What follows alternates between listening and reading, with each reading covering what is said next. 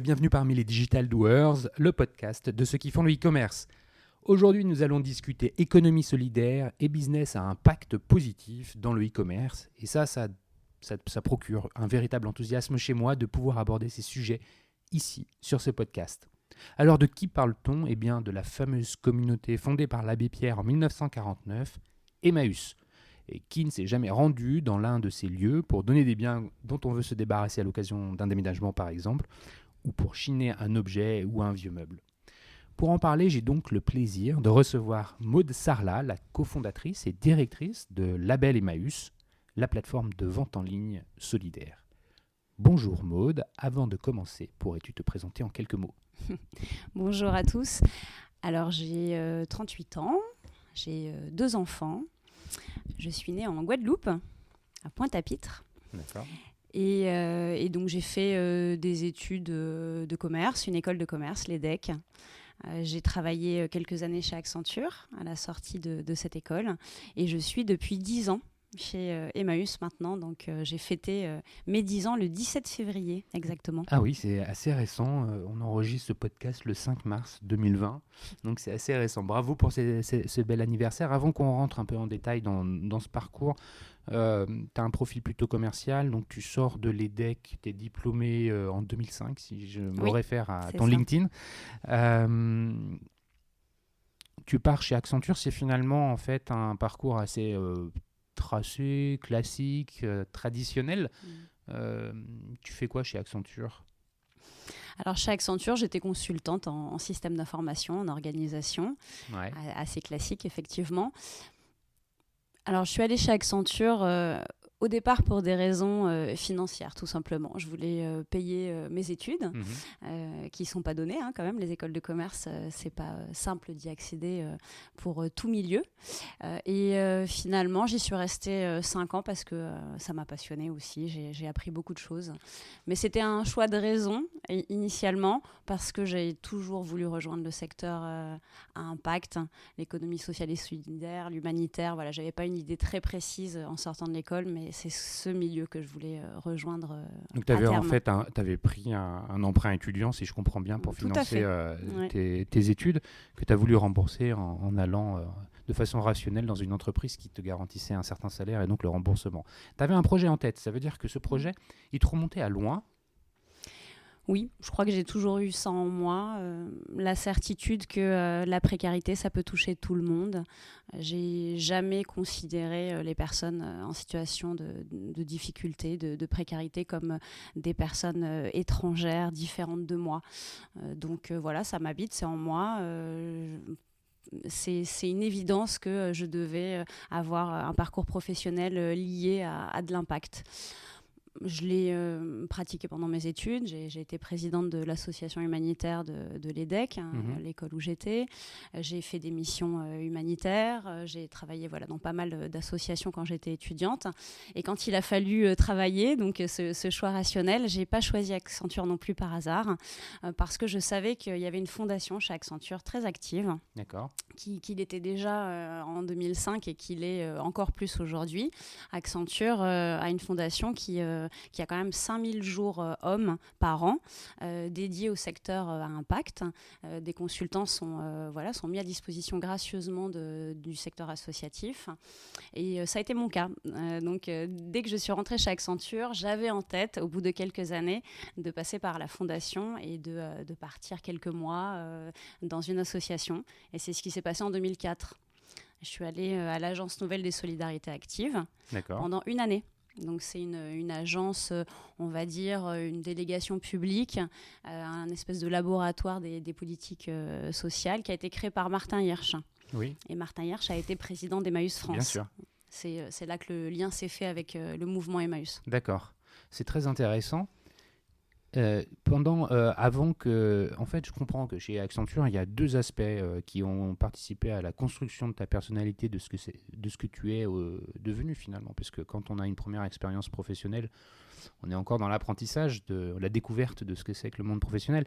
Tu as le premier volet qui est celui de la fondation d'Accenture. Enfin, le second peut-être, et le premier qui est d'abord les missions de conseil que tu as menées.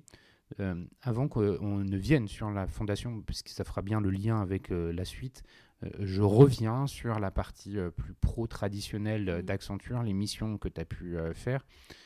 Tu parles de système d'information. Système d'information dit IT. Quand on vient de l'EDEC, on ne peut pas dire qu'on est a priori une culture IT hyper développée. Ce n'est pas une école d'informatique. Tu peux expliquer le rapport entre les deux, comment ça s'est fait, pourquoi ? Oui, alors c'est des fonctions de consultant, on va dire, fonctionnel. Donc notre rôle, c'est de bien comprendre les besoins métiers du client et de faire le lien avec le côté plus technique, développement ou autre.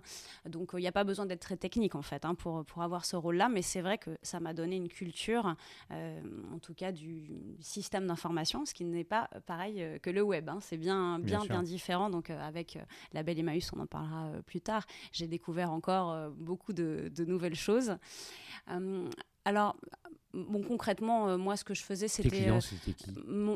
Principalement CGLEC, donc une grosse entreprise du BTP, qui a pas mal de filiales à l'étranger. Et c'est à l'étranger que j'ai travaillé principalement. Et j'ai eu la chance d'avoir des destinations assez exotiques. CGLEC, Nouvelle-Calédonie, Polynésie, Mexique, Espagne. Donc, comment je n'aurais pas pu apprécier ces quelques années chez Accenture dans ces conditions. Et j'ai été aussi en contact avec plein de cultures différentes et ça se passait en anglais, en espagnol, donc ça a été passionnant aussi pour ça, mais ça a été surtout passionnant parce que c'est vrai que c'est des entreprises qui nous donnent beaucoup de responsabilités très vite, des entreprises comme Accenture, où on peut monter très vite si on a la motivation, et ça j'ai aimé ça, je me suis prise au jeu d'avoir très vite une petite équipe, de partir à l'étranger en autonomie, d'avoir des déploiements informatiques à gérer de A à Z. Je ne pensais pas que ça me plairait autant d'avoir des responsabilités. Et c'est sûrement ce que j'ai découvert le plus finalement chez Accenture. Ça m'a donné beaucoup de confiance pour la suite. Alors ça ne m'a pas forcément fait voir que je serais entrepreneuse un jour. Je l'ai compris plus tard. Mais je pense que ça a semé les premières graines. Très bien. Donc en parallèle, quand tu reviens entre deux missions, entre le Mexique et la Nouvelle-Calédonie, tu restes quelque temps à Paris, j'imagine. C'est dans ces occasions-là que finalement, tu t'investis un peu dans la fondation d'Accenture, via la fondation d'Accenture, c'est quand ? Pendant 4-5 ans, vraiment, j'ai été dédiée à des missions classiques Accenture. J'avais vraiment pas le temps de penser à autre chose. C'est quand même très, très intense comme rythme de travail. Je pense que c'est ça aussi que ça donne, très clairement une capacité de travail, une discipline très importante. Donc, c'est plutôt au bout de 4-5 ans, j'avais fait un peu le tour des sujets. Puis cette aspiration que j'avais en moi depuis toujours de travailler dans le secteur à impact m'a repris fortement et j'ai voulu concrètement accélérer le passage dans ce secteur-là. Et donc j'ai demandé à mes responsables à l'époque de me laisser partir quelques mois avec la fondation dans le secteur associatif. J'ai dû un petit peu batailler, ça n'a pas été simple. Tant mieux, ça voulait dire que je faisais du bon travail a priori, si vous ne voulez pas me laisser partir. Bon, finalement, ils ont accepté. Je suis partie quand même 9 mois à l'ANSA, dont je parlais juste avant.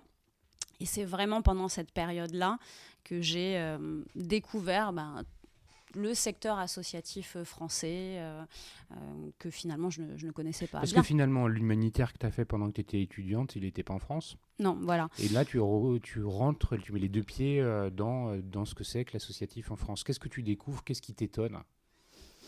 Alors, pendant mes études, c'est vrai que souvent, quand on est étudiant, on a cette espèce de rêve de l'humanitaire. Je pense qu'on est un peu tous passés par là dans ceux qui travaillent dans le social. Et on déchante. Moi, en tout cas, j'ai déchanté. J'ai fait des missions à Madagascar, en Inde. Et ça a été très compliqué. Je ne me sentais pas légitime. On fait à la place des personnes. Une fois qu'on part, qu'est-ce qui reste ? Franchement, on peut se poser la question. Après, en Inde, j'ai écrit un mémoire sur un projet de microcrédit et ça m'a plu parce que c'est vrai que les personnes étaient actrices vraiment du développement et ça allait à la vitesse de leur culture aussi. On n'imposait pas un projet de développement comme on peut peut-être un peu plus le faire dans l'humanitaire. Alors voilà, je savais déjà que je voulais travailler dans un secteur où les personnes étaient au cœur. On n'était pas dans du caritatif, dans du don. Je voulais qu'il y ait un modèle économique et que les personnes soient vraiment mises en responsabilité. Et c'est ce que j'ai trouvé avec Emmaüs. Donc, Et avant Emmaüs, quand tu étais là pendant ces 9 mois... Alors à l'ANSA, ce que j'ai appris... En fait, ça m'a donné une culture vraiment globale du social en France. Qu'est-ce que tu découvres par rapport le quoi rôle des collectivités, de l'État, les différentes associations, comment fonctionnent les politiques publiques. Bon, c'est un écosystème, on peut le qualifier comme ça ou pas ? Oui, complètement. Ouais. C'est pas simple. Beaucoup de sigles, beaucoup d'acteurs, beaucoup de lois, de surcouches légales, etc. C'est vraiment pas simple. Bon, à ce moment-là, en tout cas, moi, ça m'a moyennement plu. T'avais quel âge ? Trop politique. Là, j'avais 24 ans. Ouais.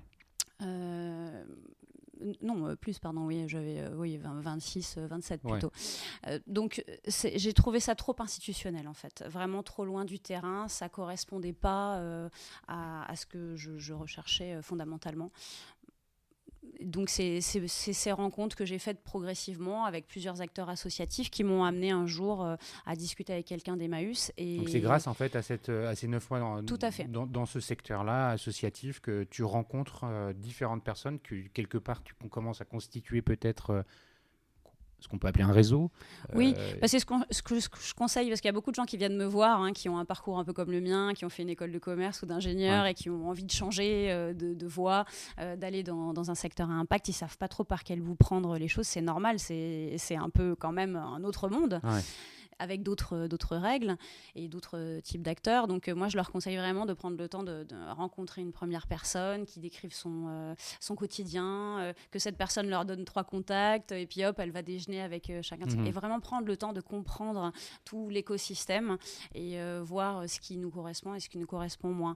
Et c'est ce que j'ai fait. Et il y a vraiment...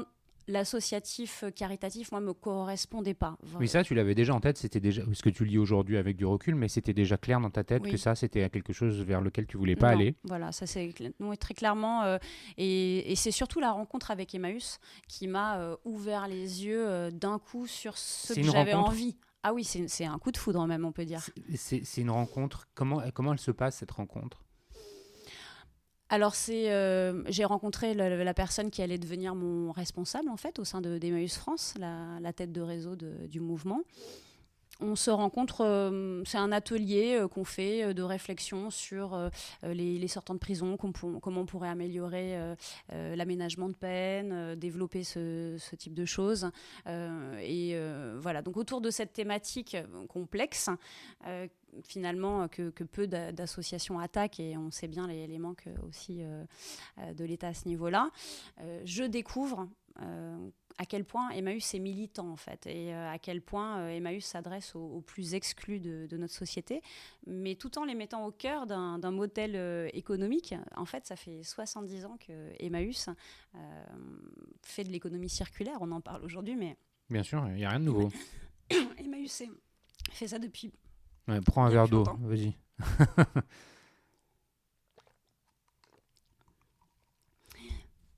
Et donc, du coup, Mais ça va passer, t'inquiète pas, tout un coup.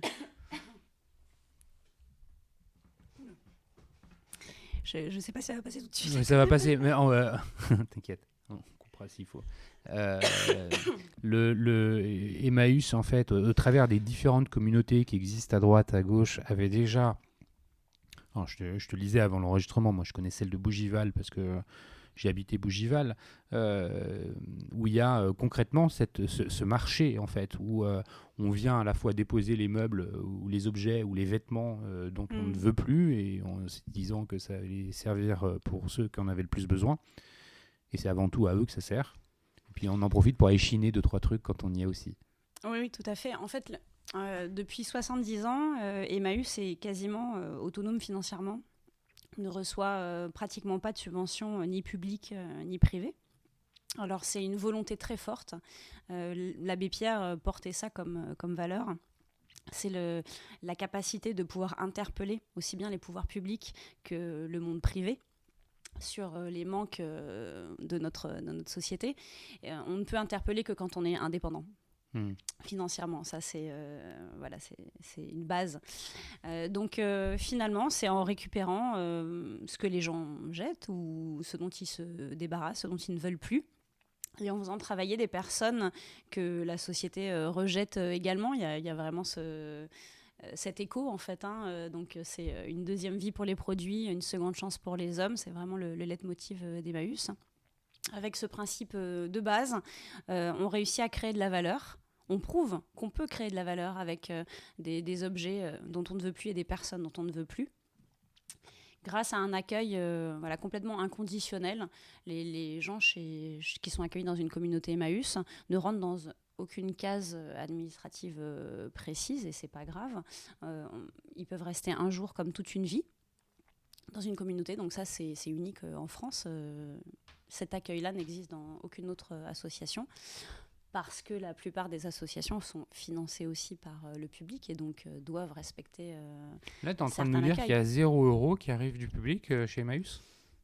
Je dirais pas 0, mais en tout cas, c'est une part... infime ?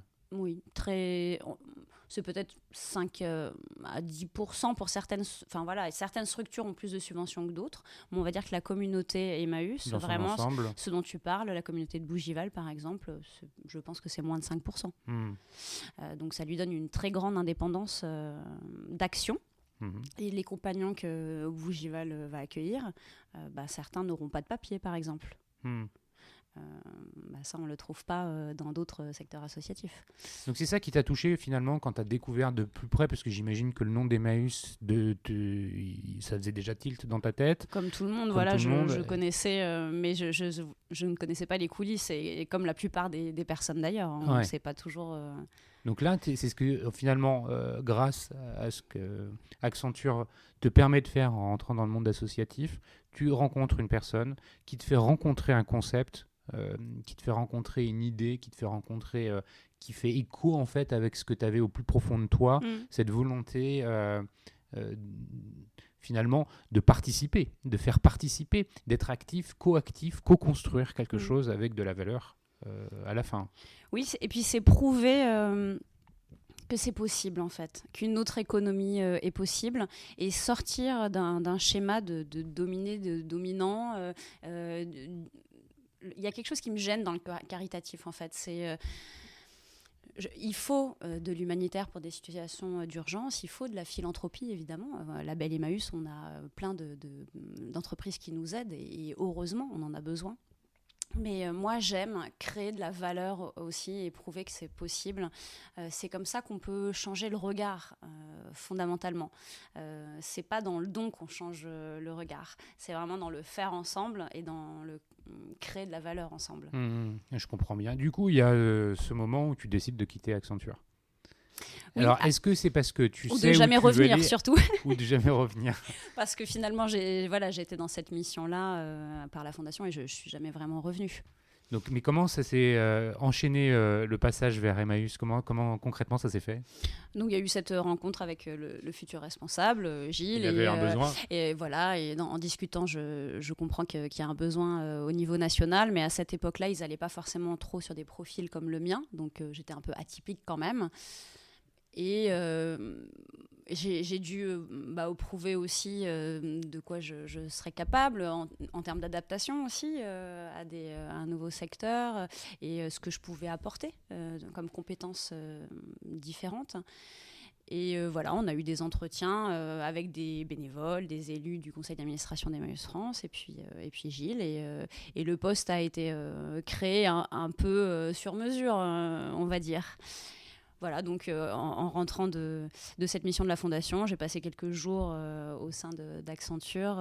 On a commencé à me proposer des missions, et puis Gilles m'a appelé, et m'a annoncé la bonne nouvelle, et voilà, j'ai démissionné dans la foulée. Parce que c'était, Donc là, en fait, tu es en train de réaligner finalement ce que tu fais professionnellement avec Avec quoi? Avec ton idéal, en fait. Il y a une forme de cohérence qui est en train de se faire. Tu as fini de rembourser tes études. Tu as appris beaucoup de choses, je pense, aussi chez Accenture. Et là, ça te permet de continuer. Tu rentres chez Emmaüs. Donc, on est en quelle année quand tu arrives chez Emmaüs? 2010. 2010, oui, tu le disais, ça fait 10 ans. En 2010, quelle est ta lettre de mission? Tu fais quoi? Alors, je suis sur le papier responsable national des groupes d'économie solidaire. Voilà, on sait bien faire ce genre de titre où personne ne comprend rien. Alors, concrètement, je suis dans l'équipe d'Emmaüs France. Donc, Emmaüs France, c'est la tête de réseau du mouvement Emmaüs. C'est environ 60-70 salariés pour un mouvement qui compte plus de 20 000 acteurs sur le terrain. 20 000 acteurs, on va trouver 7-8 000 bénévoles, 7-8 000 salariés. Et puis le reste, ce sont des compagnons, des compagnes, ces personnes qui sont accueillies dans les centres et qui travaillent, puisque les communautés sont des lieux de vie et de travail.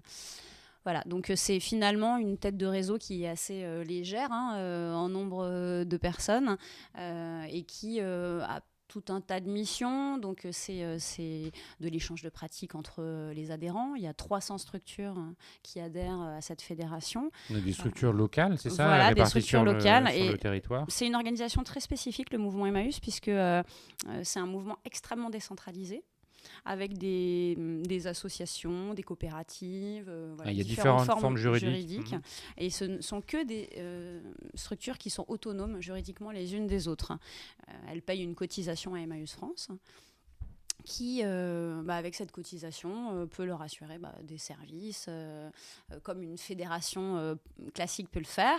Mais évidemment, là, il y a en plus le partage d'un patrimoine commun, de valeurs communes très fortes, d'une histoire fondée autour de la figure de l'abbé Pierre, qui est toujours très, très importante pour tous les acteurs du mouvement Emmaüs.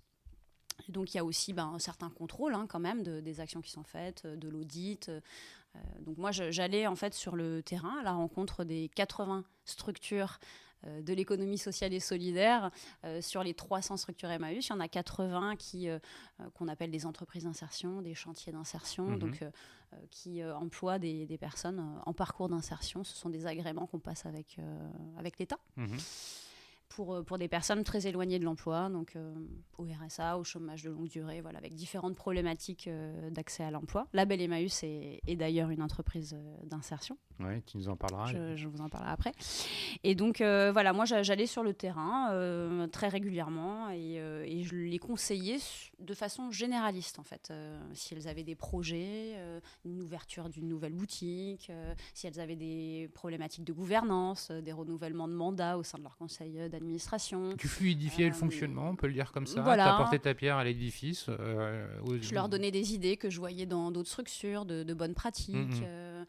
J'étais un peu leur référente au niveau national, sans avoir de lien hiérarchique du tout. Voilà, d'être plutôt facilitatrice, effectivement, dans leur quotidien. Ça, tu fais ça pendant combien de temps? Je fais ça pendant 5 ans. 5 ans. Et après, tu nous indiques que tu passes vers des aspects plus digitaux. C'est quoi le lien? Comment ça se fait? Ou c'est quoi cette nouvelle mission? Alors déjà, à force d'aller sur le terrain, j'ai chopé le virus, quoi, très clairement. Emmaüs, c'est un mouvement d'entrepreneuriat social. Donc face à moi, j'avais ça tous les jours, des entrepreneurs sociaux avec une énergie incroyable, beaucoup de créativité, parce que justement, cette décentralisation, elle a un très bon côté. C'est qu'il y a vraiment une adaptation aux réalités de terrain. Ça reste un mouvement très militant, très ancré sur le terrain. Alors parfois c'est pas simple de faire avancer des dossiers plus nationaux aussi, mais voilà, ça a cette faculté d'être très créatif, très agile. Et donc ça m'a plu, ça m'a donné très clairement envie de créer moi-même une structure Emmaüs. Après, comme j'avais cette vision nationale, je cherchais un sujet avec une dimension stratégique plus nationale que créer locale. Une structure locale, mais en même temps que ça réponde aux besoins des structures locales. Donc, c'est pour ça que c'est un je suis allée constat. vers le digital, parce que c'est vraiment la dimension qui, Parce pour qu'avant de moi, remplissait lancer, les deux. avant de lancer le label Emmaüs, tu as eu quelques années où tu es Exploratoire, on va dire. exploratoire. Ouais. Raconte-nous un peu, c'est quoi? Alors, vraiment une année, on va dire. C'est l'année 2015. Donc, j'ai à ce moment-là vraiment juste une intuition qu'il y a quelque chose à faire sur le digital pour Emmaüs. Parce qu'il y avait quasi rien, quoi. Il y avait une plaquette en Non. ligne, c'est ça? Bon, il y avait un site Ouais, institutionnel, bien ouais, sûr, bon, un peu comme toutes les ouais, c'est ça. associations, Ouais. voilà, à ce moment-là. Mais nous, ce qu'on fait, c'est de la vente. À l'époque, on avait quand même pas loin de 400 points de vente partout en France. Donc, les enseignes qui ont 400 points de vente en France, ce sont de grosses enseignes. Et à ce moment-là, elles avaient très clairement commencé à vendre en ligne depuis plusieurs années. Et puis, en plus, face à nous, il y avait surtout des pure players qui, eux, ont commencé depuis bien plus longtemps. Voilà, Amazon avait déjà 20 ans. Et ces géants du web commençaient à truster très clairement le secteur de l'occasion. Or, j'expliquais juste avant que Emmaüs se finance son action sociale essentiellement avec son activité de collecte, de réparation et de revente. Donc, si ça, à un moment donné, s'est menacé aussi bien sur le pan de la collecte, donc là, je pense au Bon Coin, par exemple, donc ou au Vinted maintenant, donc on vend avant de donner. Donc, ça pose un premier problème voilà, dans l'amont, et puis après, l'aval sur la vente. Donc, tu as Donc, un problème de sourcing et tu as un problème de exactement. vente. Et si les gens vont plus acheter pareil sur le Bon Coin, Amazon, etc., que dans les points de vente Emmaüs, on a aussi un souci de pérennité économique et donc de notre impact social à terme. Donc, moi, c'est ce que j'ai présenté au conseil d'administration début 2015 à Emmaüs France, en disant voilà, moi, je n'ai pas de solution là comme ça, parce qu'on n'a jamais fait de e-commerce. À l'époque, on n'avait même pas de département des systèmes d'information. Donc, c'était externalisé, c'était où il n'y avait pas, il n'y avait rien. Il n'y avait pas. Mais il n'y avait pas. Voilà. Donc, c'est vrai que la culture numérique, compliquée quand même.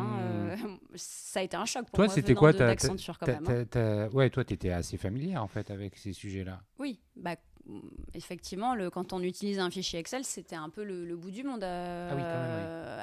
à cette époque-là. Donc, Et le digital, c'est un métier. Le digital, ce sont des métiers même. T'es obligé d'apprendre ou tu as déjà des notions sur lesquelles tu peux te reposer pour lancer ton projet? Alors, j'ai des notions de gestion de projet informatique, un minimum. En revanche, j'ai vraiment pris une année pour étudier tout le secteur et rencontrer beaucoup de monde. Alors, déjà, j'ai convaincu le conseil d'administration de me confier une mission exploratoire pour 1 an, leur disant, voilà, je pense que c'est complexe, il y a une concurrence féroce sur ce secteur, on a beaucoup de retard, donc prenons une année pour bien étudier les choses et je vous proposerai un concept au bout de cette année. Et c'est pas quelque chose que j'ai fait seule. Je me suis entourée d'un comité de pilotage avec des compagnons, des bénévoles, des salariés. J'ai demandé à des experts du secteur du e-commerce, du digital, de m'aider, de nous aider à réfléchir à tout ça. Donc voilà, c'est déjà prendre le temps. Ça, c'est un peu l'école de commerce, benchmark, voilà, étude de marché. Donc on n'a rien inventé. Avant de se précipiter tête baissée. Voilà, donc là, moi, j'ai appris énormément de choses durant cette année. Qu'est-ce que tu découvres? Qu'est-ce que tu as retenu comme étant important, les 2, 3, 4 points de cette année? Qu'est-ce que j'ai appris qui, finalement, est structurel pour la suite de l'histoire? Alors déjà, je découvre à ce moment-là vraiment le modèle de la marketplace. Qui commençait quand même à exister depuis quelques années, mais qui vraiment était en train de décoller à ce moment-là. Et là, ça me percute vraiment comme une évidence. C'était le modèle qu'il nous fallait, et le seul possible d'ailleurs, puisque je n'avais que des centres Emmaüs autonomes les uns des autres, qui avaient chacun leur stock d'objets, leur équipe, leurs locaux. Donc évidemment qu'il me fallait un modèle comme une marketplace où les vendeurs sont autonomes les uns des autres. Et en même temps, il n'y avait pas de compétences en interne dans ces différents centres sur le e-commerce. Donc il me fallait une structure centrale centrale, un tiers de confiance, qui allait pouvoir les onboarder, voilà, les lancer leur boutique en ligne, les former, assurer un service après-vente en centrale, gérer les aspects techniques, d'acquisition. Là, tu es déjà dans etc. l'exécution, mais qu'est-ce que donc tu retiens en fait après cette année Oui, voilà, donc la marketplace, en tout cas, c'est le premier truc qui me frappe comme étant un modèle qui pourrait coller. Ouais. Deuxième chose, je rencontre beaucoup de marketplace du coup. Bien sûr. Donc je rencontre Amazon, Rakuten, eBay. Voilà, à ce moment-là, je prends le temps de rencontrer chacun de ces acteurs. Qui te reçoivent avec bienveillance. Je dirais plus que de la bienveillance, beaucoup d'intérêt. Et Emmaüs, c'est un capital sympathie énorme. Ouais. C'est un gisement de produits infini. Donc évidemment qu'ils étaient tous très intéressés pour qu'on rejoigne leur site, qui nous crée un espace dédié, voilà, en nous disant c'est très compliqué, vous savez, ce secteur, vous ne devriez pas vous lancer seul, etc.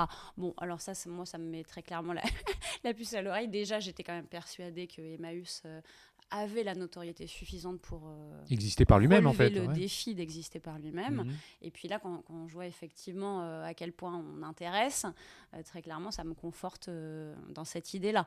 Voilà, donc ça, c'est la deuxième intuition. Et la troisième, c'est qu'on est à la croisée des chemins, voilà, en termes de tendance de consommation. On voit bien que depuis des années, Emmaüs, ça ne fait que grossir sur les espaces de vente, voilà, se développe. On est sur une croissance quand même importante chaque année. Il n'y a pas de raison qu'en ligne, ça ne soit pas le cas. Et voilà, donc c'est le sentiment aussi qu'il y a quelque chose à faire côté consommateur.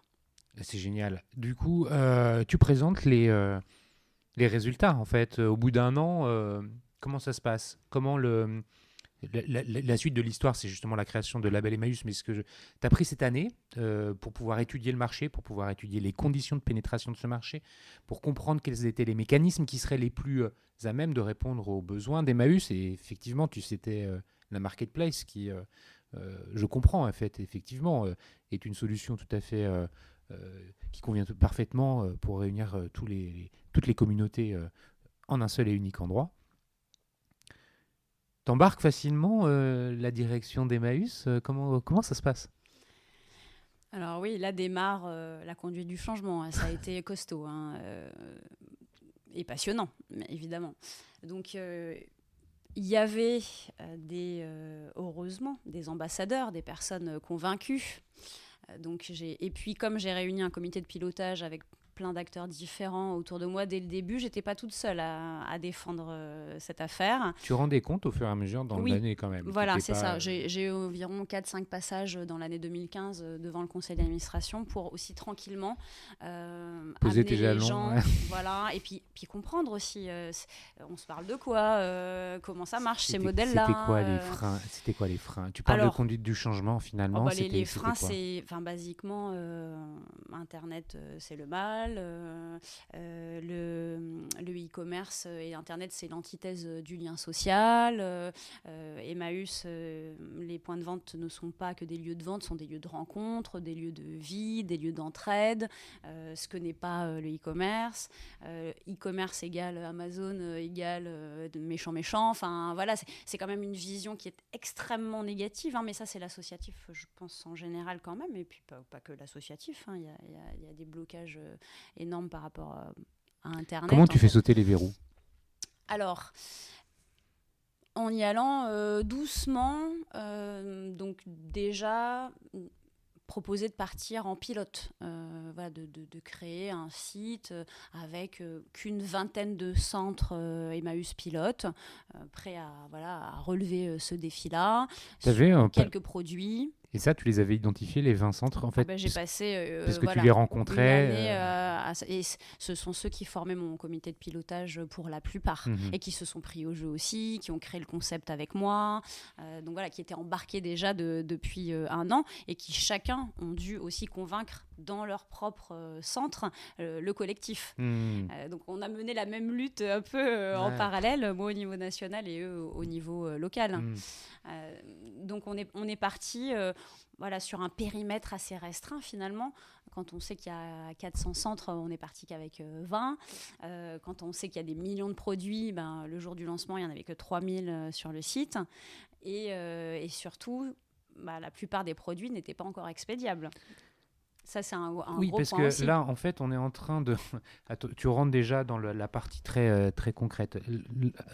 Avant la partie concrète, il y a la partie onboarding de la direction d'Emmaüs.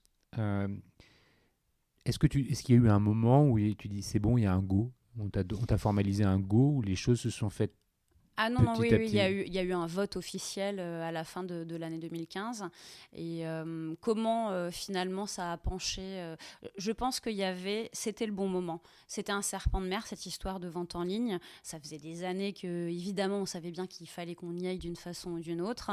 Et là, il y a quand même un concept assez fort qui a été présenté. On avait trouvé des sous également. Il y a une fondation qui nous a aussi soutenus. C'est un point important parce que quand on lance une activité, quelle qu'elle soit, que ce soit au travers de l'organisation d'Emmaüs, qui est une organisation, il n'y en a pas de semblable, enfin elle est unique. Tu as besoin du financement, tu as besoin de lancer, parce que quand tu fais une marketplace, tu as besoin des outils. Tu ne vas pas coder ta marketplace, tu vas acheter une solution comme Miracle ou pour Iceberg en ou l'occurrence. Iceberg, voilà. De la même façon que pour faire la mise en ligne des produits, il y a des process, les objets ont besoin d'être photographiés, donc il faut et puis une fiche produit rédigée. Donc il y a tout un mécanisme à mettre en place. Ça, c'est compliqué. Donc en fait, tu as validé ton projet. Ils ont donné ton go. J'imagine que ce jour-là, il doit être gravé dans ta mémoire. Et là, c'est quoi? C'est merci Maud, vas-y, lance-toi, démerde-toi. Trouve le financement et on y va, c'est ça? Oui, alors j'exagère, je provoque un peu, mais c'est pour dire que il y avait pas mal de personnes. Tu as une partie entrepreneuriale qui est forte, c'est pour ça que je te dis ça. Oui, tout à fait. Alors c'est un projet d'intrapreneuriat. Concrètement, ce projet, il a été incubé par Emmaüs France parce qu'il y a des personnes qu'il a fallu convaincre, mais il y en a plein d'autres qui étaient convaincus et qui m'ont étaient sponsors, fortement en fait. soutenu. Ouais. Et notamment pour trouver des sous, il y a plusieurs personnes à Emmaüs France qui m'ont aidé. Tu as fait ton budget initial, c'est ça? Alors, même un business plan sur 5-6 ans. On a fait les choses sérieusement. Il a fallu aussi... T'as recruté? J'ai recruté très rapidement. Alors, début 2016, on était 3. En septembre, on était 6. Et en décembre, le site sortait. Donc, on a eu quand même très vite des charges assez lourdes d'équipe pour quelque chose qui générait pas du tout oui, c'est ça. Tu es obligé d'investir avant de faire. Il y a l'aspect plateforme, Iceberg qui est une solution de marketplace, et puis il faut faire le site. J'imagine que tu vas aller t'adresser à des agences à l'extérieur qui vont t'accompagner pour faire les choses. C'est presque la partie facile. J'imagine, et dis-moi si je me trompe, que finalement la partie la plus compliquée, elle se passe dans les communautés Emmaüs, où là il va falloir organiser les choses de telle sorte à ce qu'il y ait quelqu'un qui porte la responsabilité de sélectionner les objets, de dire celui-là c'est bon, celui-là c'est pas bon, de faire la fiche produit, de publier le produit en ayant déterminé le prix. Et puis après, il y a l'aspect logistique, comment tu fais l'expédition. Raconte comment ça se passe, comment on fait? Alors, surtout que nous, notre volonté, c'était dès le début d'avoir les compagnons, les compagnes, les personnes en parcours d'insertion au cœur de la machine. Donc, ça n'avait aucun intérêt si on faisait ce projet avec des salariés Bac+5. Voilà. Donc, dans les coulisses, ce sont ces personnes-là. Ce sont des personnes qui, pour certaines, n'avaient peu de connaissances informatiques ou même des vraies barrières. Beaucoup maîtrisaient mal le français. Donc, pour bien rédiger une annonce, ça peut évidemment poser des problèmes. Même la culture de l'objet vintage. Quand on vient de l'étranger, on n'a pas, évidemment, naturellement. Ensuite, c'est des personnes, voilà, ils peuvent avoir, générationnellement, qui n'étaient pas très en ligne avec les réseaux sociaux ou pas très connectés, etc. Donc le défi, il était de taille aussi par rapport aux acteurs à former. Comment tu t'y prends? Est-ce que tu rédiges, excuse-moi pour ce mot, mais une sorte de playbook à déployer Après, concrètement, on a pris notre bâton de pèlerin et on est allé sur le terrain. On est allé dans chacun des 20 centres qui allaient se lancer. On les a aidés à monter leur studio photo. On a des photographes professionnels qui nous ont aidés à les former. Alors, on a fait avec les moyens du bord. On a construit des petits studios photo avec un drap blanc, des lampes de chantier. Enfin, finalement, dans le bric-à-brac, il y avait tout ce qu'il fallait. On n'a rien acheté. Et voilà, le basique de la photo, ensuite le basique du référencement pour avoir une annonce qui remonte bien. Après, et il a fallu les former au back-office de la plateforme aussi. Le back-office, évidemment, le conditionnement des colis. Là, je pense où on avait vraiment une force, c'est que les personnes, elles connaissaient bien les produits. Donc, souvent, dans un centre Emmaüs lambda, voilà, il y avait une équipe qui se formait, d'opérateurs label Emmaüs. Souvent, un compagnon, une compagne qui maîtrise assez bien l'informatique, qui était assez connectée, mais souvent étrangère, donc n'avait pas forcément la connaissance de l'objet. Et donc, il y avait un bénévole qui, lui, avait souvent cette expertise des produits, ou vice-versa. Hein. Et puis, un jeune en service civique qui, lui, avait cette appétence pour les réseaux sociaux, la communication, en général. Et donc ça formait un trio plutôt efficace, finalement. Et on s'est aperçu que très vite, ils arrivaient à maîtriser l'activité. Enfin, ça m'a été une très belle surprise. Tout à l'heure, tu disais, c'est peut-être ça qui a été le plus dur. Non, en fait, je crois pas. Aïe. Je crois qu'ils se sont tellement pris au jeu, ils ont tellement adoré... Ils ont été valorisés aussi, peut-être, par rapport extrêmement. à ça. Ouais. Au ddébut, quand on a lancé ce projet, on pensait qu'on serait très impactant tout de suite en termes de communication, qu'on allait changer l'image d'Emmaüs, qu'on allait potentiellement générer pas mal de sous grâce à cette nouvelle activité. Mais on voyait moins l'impact social. Et en fait, ça a été tout l'inverse.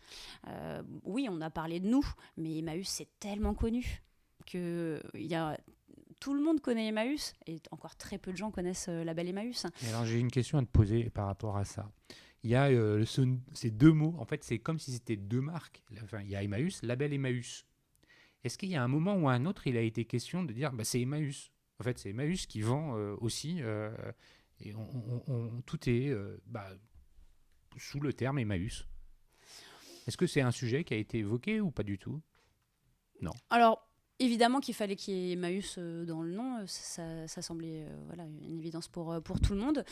Après, c'est vrai que chez Emmaüs, on a pas mal cette déclinaison Emmaüs Défi, Emmaüs Connect, Emmaüs Bougival, Emmaüs... c'est historique comme ça. Okay. Mais c'est vrai que les gens sont complètement paumés, du coup. On s'en rend compte. Voilà. Je ne sais pas s'ils sont paumés, mais bon, du coup... Mais c'est aussi parce qu'on porte chacun, je pense, une part un de la projet mission. différent, une part de la mission et avec des moyens qui peuvent différer, évidemment toujours avec les mêmes valeurs au centre. Et donc finalement, cette communication, on s'est rendu compte que ça allait prendre du temps quand même. Oui, parce que comment tu fais pour les trouver, tes clients? Est-ce que c'est quoi les mécanismes? Tu te lances, personne t'attend, c'est pas vrai quand tu t'appelles Emmaüs. Il y avait du monde le 1er juin. Comment ça se passe? Alors, on a eu quand même une couverture média très importante et même 6 mois avant le lancement. Donc, on avait une page de lancement, avec un compteur, grosse erreur, à ne jamais reproduire. C'est pas en retard. Voilà, c'est ça. Donc, je donne ce conseil à toute personne se lançant dans le e-commerce de jamais mettre un compteur. Et donc là, les gens se sont préinscrits dans la base mail et sur les réseaux sociaux, etc. Donc, quand on s'est lancé début décembre, on avait déjà quand même une bonne base de plusieurs dizaines de milliers de personnes. Voilà. Donc, il y avait une attente très, très forte quand même dans le grand public sur le lancement. Et d'ailleurs, le premier jour, je pense qu'on a eu 60 000 personnes, quelque chose comme ça, qui se sont connectées dès la première journée, donc c'était conséquent. Voilà, il y avait cette attente et les médias qui ont bien relayé. Et puis après, on fait ce que font tous les e-commerçants. Enfin, voilà, on a des newsletters hebdomadaires, on a nos réseaux sociaux, on a aussi tu payes pas, tu fais pas du paid, tu fais pas de la pub, alors, tu achètes pas, tu as un coût d'acquisition. On a ce qu'on appelle des ad grants. Alors les ad grants, c'est les AdWords, mais offerts par Google pour les ONG. D'accord. Voilà, ça représente quand même $10 000 par mois. Hein, donc, oui, c'est pas rien. C'est pas mal. Et même nous, on a un budget un peu plus important. On a environ 16 000 € par mois. Donc c'est pas négligeable. Ah oui, oui. Et puis... Donc alors attends, avant de parler d'aujourd'hui... Juste sur cet impact social, pour finir tout à l'heure, voilà, finalement, la communication, on s'est aperçu que ça allait être un projet de longue haleine pour bien sûr être visible sur Internet. Les sous, clairement, c'est compliqué. Enfin, déjà, on sait qu'une marketplace, c'est un modèle très difficile à rentabiliser. Et puis, pour les structures locales, c'est beaucoup d'efforts, beaucoup d'énergie pour une nouvelle activité. Alors, c'est sûr, quand il la compare à celles qui font depuis 70 ans, bien sûr qu'elle est moins rentable et que ça prendra du temps. En revanche, sur le social, dès les premiers mois, vraiment, ça a été très fort, cet impact-là. Les opérateurs ont vraiment remonté à quel point ils s'épanouissaient dans cette activité. Ça changeait parce qu'il y avait de la polyvalence. Ils géraient leur petite boutique de A à Z. Ils avaient un contact de la client, modernité. Évidemment, parce que voilà, ce lien social, on nous accusait de ne pas en avoir, mais si, bien sûr qu'ils en ont, parce qu'ils vont mettre des petits mots manuscrits dans le colis, ils ont des personnes qui leur écrivent des remerciements, des avis, ils connaissent par cœur leurs clients. Et le service client, justement, il est opéré comment ? Alors le SAV, il est centralisé. Il est centralisé. Ouais, ça, c'est une décision dès le début pour tout ce qu'on peut faire pour faciliter la vie des opérateurs, on le fait. Nous, on est une marketplace très atypique, je pense. On n'est jamais dans je te tape sur les doigts parce que la satisfaction client a baissé, voire je te ferme ta boutique. Enfin, c'est comme ça que ça se passe sur Amazon, bien sûr. selon la notation. Je te séquestre tes fonds, etc. Nous, c'est l'extrême inverse. Bien sûr. C'est... Comment on peut t'aider à t'améliorer ? Voilà, comment on peut t'aider et puis qu'est-ce qu'on peut prendre en charge à ta place pour que ce soit plus simple pour toi d'aller sur cette activité-là. Et comment on fait des outils aussi. Donc, on a quand même pas mal de développement informatique.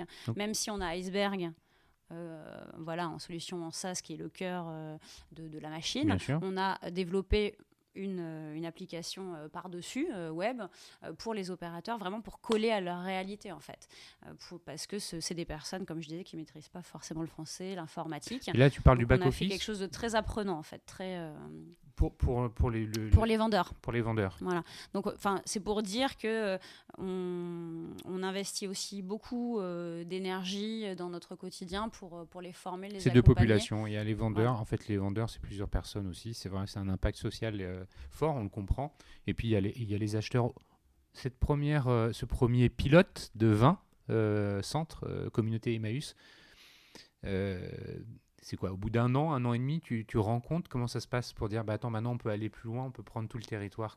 Il y a même eu un vote officiel en conseil d'administration d'Emmaüs France au bout d'un an et demi, avec évaluation à l'appui, pour avoir l'autorisation de se développer sur Ils ont dit le reste du on mouvement. le sait, mais pourquoi, comment, qu'est-ce que... Parce que c'est justement cet impact social très fort.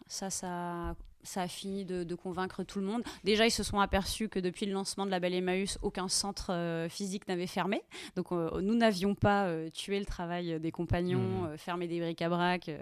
Voilà, je le dis en souriant, mais il y avait quand même des personnes qui le pensaient. D'accord. Voilà, donc on a prouvé qu'à la limite, on a quand même plutôt parlé d'Emmaüs positivement à travers la Belle Emmaüs que le contraire. C'est du business additionnel. Voilà, qu'on est plutôt un relais de croissance, ce que j'essaie aussi d'expliquer plutôt que l'inverse.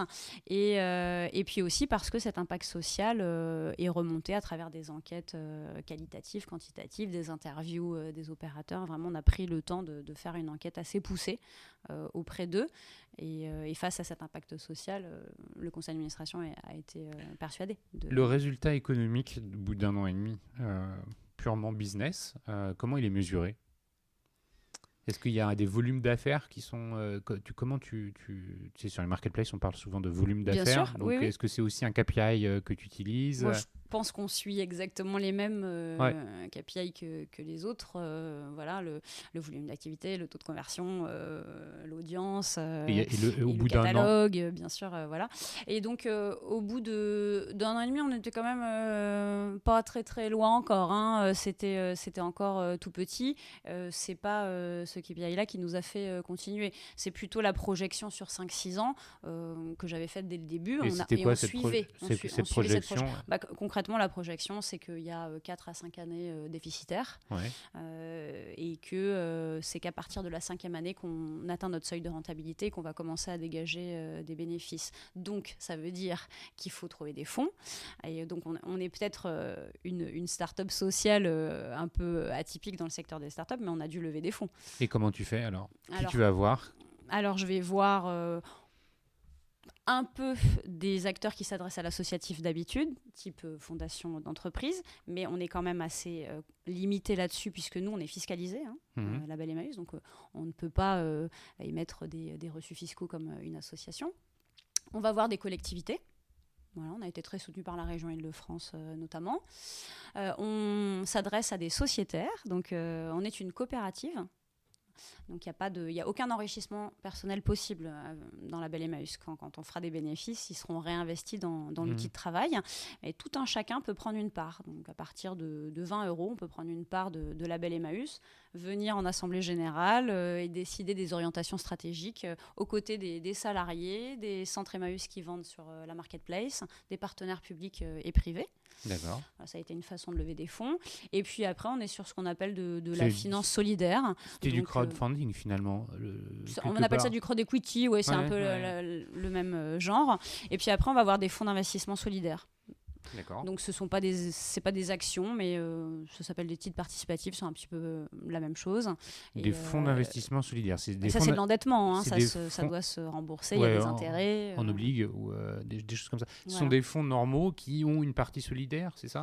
Il y a les deux. Il y a des fonds qui sont vraiment que dédiés à impact. Il y en a qui réservent une partie sur un secteur à impact. Et l'un dans l'autre, voilà, on a réuni environ 2 millions. D'accord. Sur les 4 premiers exercices qui nous permettaient d'éponger des déficits successifs et de continuer à investir, évidemment. Ça aussi, c'est pas simple d'expliquer. Et tu as réussi à respecter le business plan, en fait? Oui, jusqu'à présent, les hypothèses d'activité, elles sont maintenues. Okay. On est sur quelque chose d'assez ambitieux. Donc, on double le volume d'activité chaque année depuis le début. D'accord. Et il faut qu'on le double pour atteindre ce seuil de rentabilité. Parce que notre modèle économique, il est assez classique. On prend une commission sur les transactions. Voilà. Et après, on a d'autres activités dont j'ai moins parlé jusqu'à présent, mais on est aussi un entrepôt logistique. On a aussi en Île-de-France notre propre stock de produits qu'on vend sur notre site. D'accord, donc tu es comme Amazon, finalement, Exactement. Aussi un vendeur.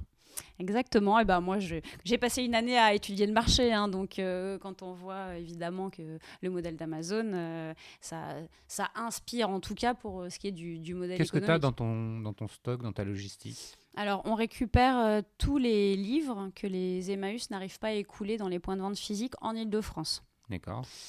Et on les trie et on les vend en ligne. Donc, on a un stock de plus de 100 000 livres et on va monter à 200 000 là, dans pas longtemps, dans quelques mois. Et on a une dizaine de personnes en parcours d'insertion. On est une entreprise d'insertion qui sont préparateurs de commandes, magasiniers, livreurs, chauffeurs et qui travaillent sur ce stock. On a aussi une activité plus accessoire mais quand même importante en termes de visibilité qui est de la location de mobilier vintage, de décors éphémères, donc pour le secteur de l'événementiel, que ce soit des salons, des séminaires d'entreprise. On propose de faire un joli décor Emmaüs avec de l'âme, plutôt que de mettre de la moquette neuve et de la jeter 2 jours plus tard. Intéressant. Voilà, et puis on vend des petits produits comme ça qu'on récupère pour la plupart dans des Emmaüs en fait. Au bout d'1 an et demi, il y a donc le go pour aller déployer ça à l'échelle nationale. Comment se passe ce déploiement à l'échelle nationale? Il il est structuré, c'est petit à petit, c'est ceux qui disent moi je veux bien venir, ok. Comment tu organises la chose? Avec déjà des personnes dédiées à ça, hein, qui sont comme des business développeurs, on va les appeler Ouais, dans ouais. une start-up, account manager, enfin Ouais. voilà. Donc des personnes qui vont sillonner la France pour aller dans toutes les réunions possibles et inimaginables d'Emmaüs pour convaincre.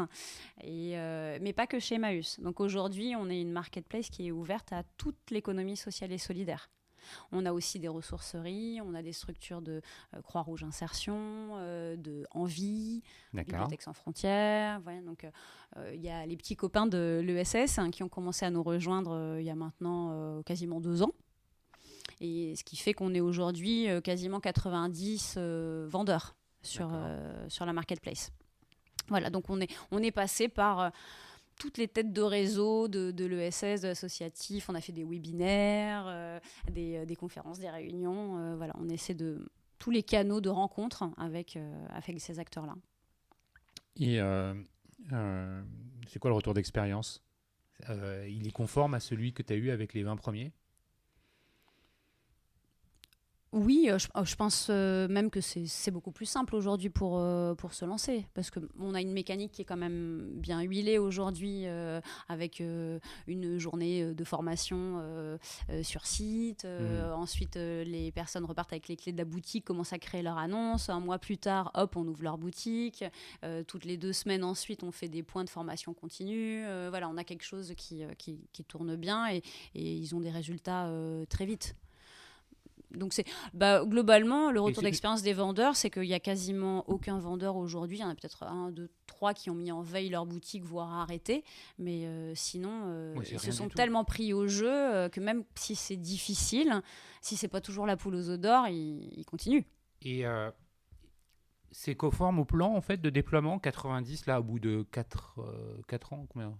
Là, on attaque la 4e année. Quatrième année, donc 90, parce que j'imagine que dans ton plan, il y a aussi le nombre de vendeurs qui doivent être inscrits sur la plateforme. Donc là, tu es à 90, c'est aussi, ça c'est conforme avec ce que tu t'étais fixé.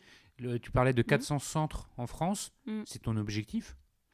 Oui, alors 400 points de vente, hein, qui sont gérés par 200 structures juridiques. Donc finalement, chez Emmaüs, on a un quart à peu près des centres qui vendent des produits qui sont déjà sur label Emmaüs, une 50aine. Et puis après, le secteur de l'ESS, c'est des centaines, des milliers de structures. Donc oui, on est conforme sur la montée, voilà, parce que c'est long quand même, hein, de convaincre, d'intégrer ces acteurs, c'est pas évident. Donc on n'avait pas prévu quelque chose de plus ambitieux de toute façon en volume. Et alors maintenant, aujourd'hui, comment se passe la gouvernance de label Emmaüs, avec justement la gouvernance globale de l'association? Les freins historiques d'il y a 5 ans, ils ont été levés. Aujourd'hui, il y a un sponsorship fort, ils vous poussent, ils sont fiers. Comment ça se passe? Alors, il y a beaucoup moins de freins qu'avant. Il y a toujours des personnes réfractaires, mais bon, voilà, c'est quand même, je pense, une minorité. Il y a un soutien très clair du conseil d'administration et des salariés d'Emmaüs France. Oui, il y a de la fierté mélangée peut-être à... on pose toujours un peu des questions. Je pense pas qu'on nous voit toujours d'un œil positif. Ça bouscule. Et peut-être qu'on incarne quelque chose que beaucoup de gens aimeraient ne pas voir. Que les habitudes changent de consommation. C'est comme ça, c'est là. Il y a une vraie fierté finalement à être dans un acteur proactif d'un changement structurel. Tu l'évoquais toi-même, hein, dans la société où on voit l'économie solidaire et l'économie circulaire qui prend vraiment de plus en plus de place. Un mindset qui se transforme quand même dans les habitudes de consommation, quelles qu'elles soient. Je pense vous avez de vraies raisons à avoir cette fierté à être proactif, à être leader dans ces démarches. Et alors justement, ça me permet assez facilement d'arriver vers la question de la fin.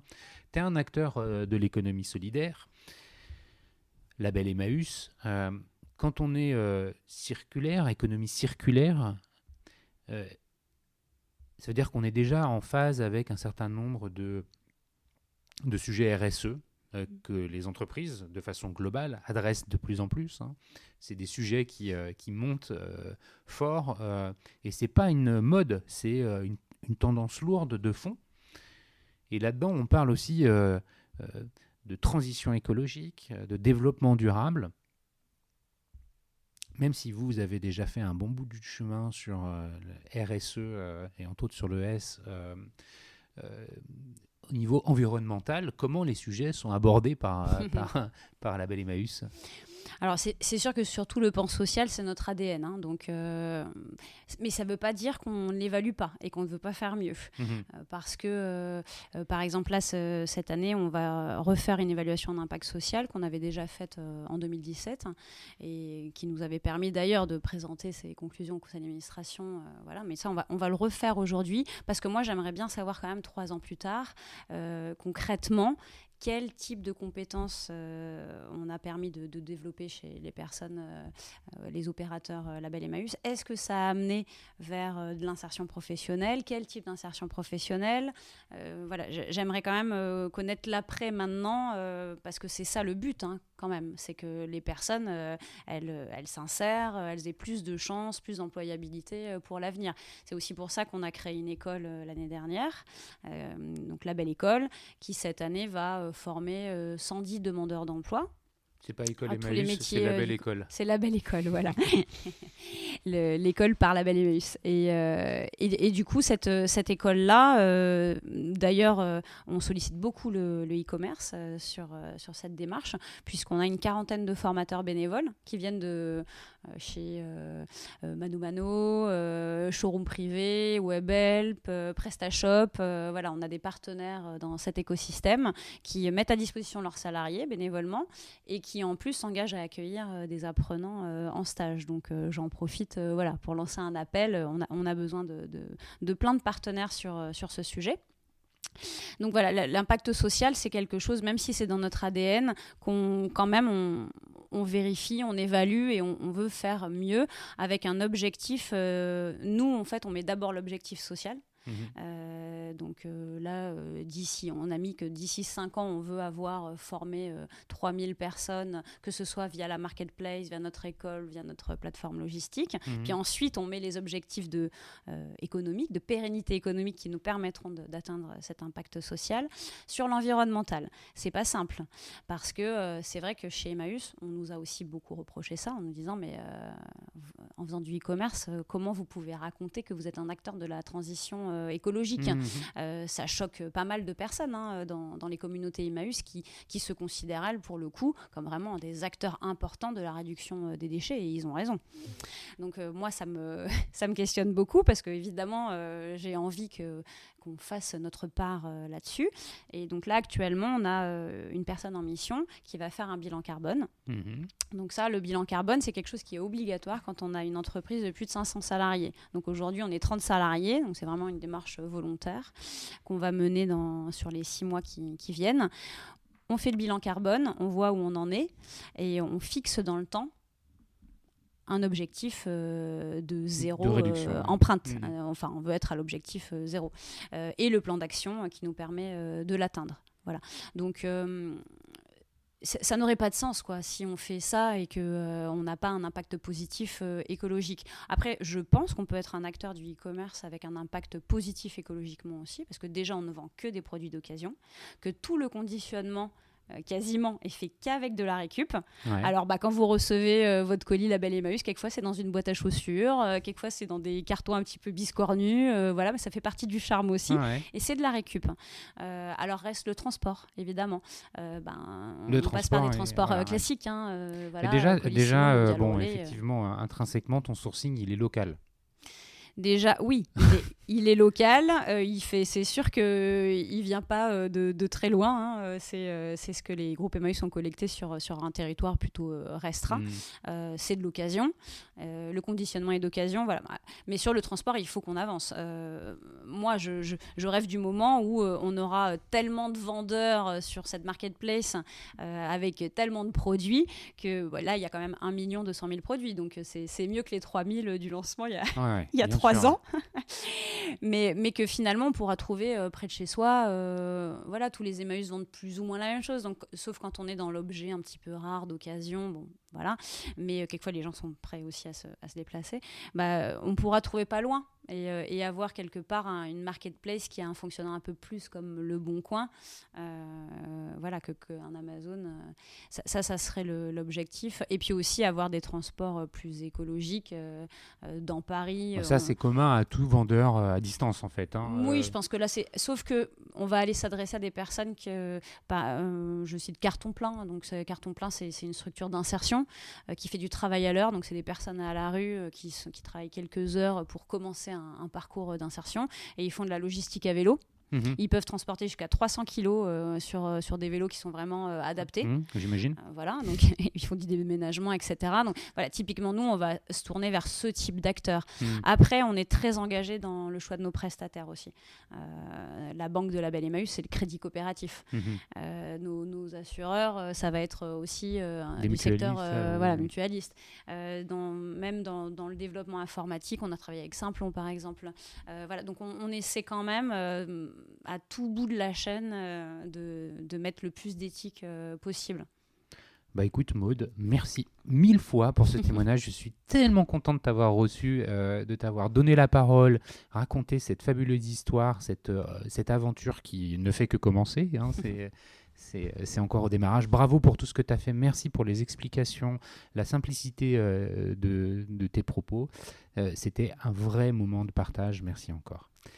Pareil, au revoir. Au revoir. Alors, merci à vous tous qui écoutez les Digital Doers. Vous pouvez effectivement retrouver cette interview sur lesdigitaldoers.com où vous pouvez également envoyer un message ou me contacter.